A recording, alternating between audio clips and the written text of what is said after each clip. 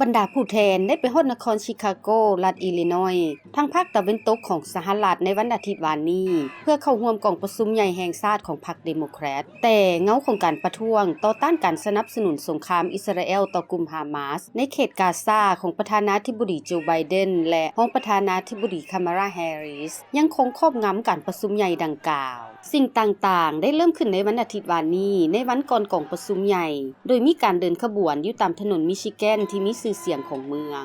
คาดว่าจะมีการประท้วงทุกมือตลอดระยะการประชุมใหญ่และในขณะที่วาระของพวกเขาเจ้าจะแตกต่างกันแต่บรรดานักเคลื่อนไหวหลายคนเห็นดีร่วมกันว่าการหยุดยิงในทันทีในสงครามอิสราเอลและกลุ่มฮามาสแม่นเป็นบรมสิทธิ์สำคัญ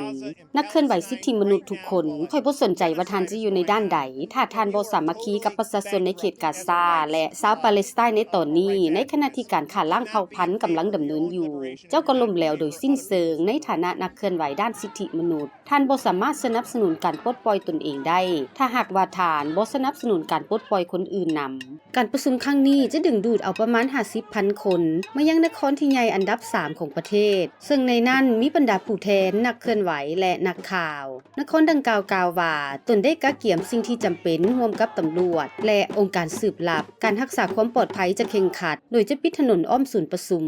อัดนศักดิ์ VOA